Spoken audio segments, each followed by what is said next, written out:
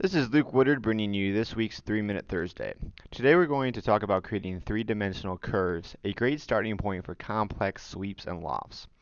We're going to look at 4 tools to create these 3D curves, including the project curve, using splines in a 3D sketch, curves through points, and the Helix tool.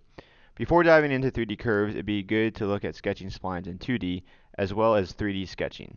Links to 3-Minute Thursdays on both of those topics are in the description.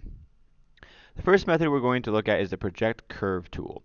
This is the simplest method to create complex 3D curves. To use this, we actually want to draw two two-dimensional sketches. For this bicycle handlebar, I've drawn a front and a side view.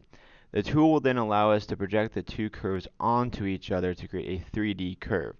To edit, we can simply edit the two 2D curves until we get what we want.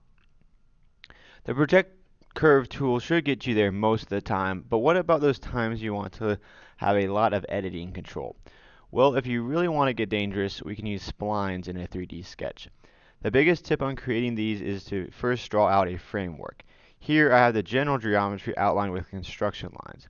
I will then use this framework to draw the spline. Just like 2D splines, we want to use as few points as possible.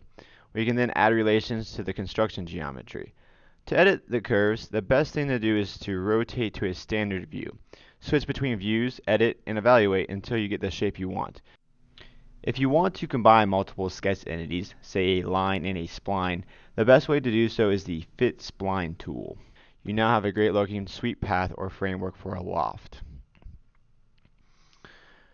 While lesser used, there are 2 more ways to create 3D curves: the curve through reference points and curve through XYZ points. These work similarly in that both draw a curve through specified points. However, neither allow detailed editing. We'll wrap up with one specific type of 3D curve. If you want to draw a helix, there is a specific tool for this, the Helix/Spiral tool. To use this, we actually just need to start with a 2D sketch of a circle. We can then define the helix using the tool with the circle as our starting point. There are a number of ways to define the helix, and we can even create tapered and multi-pitch helixes. There you go. You now have 4 tools for creating 3-dimensional curves, including the project curve tool, creating a 3D sketch and using reference geometry, curves through points, and the helix tool. Hope you enjoyed this 3-Minute Thursday.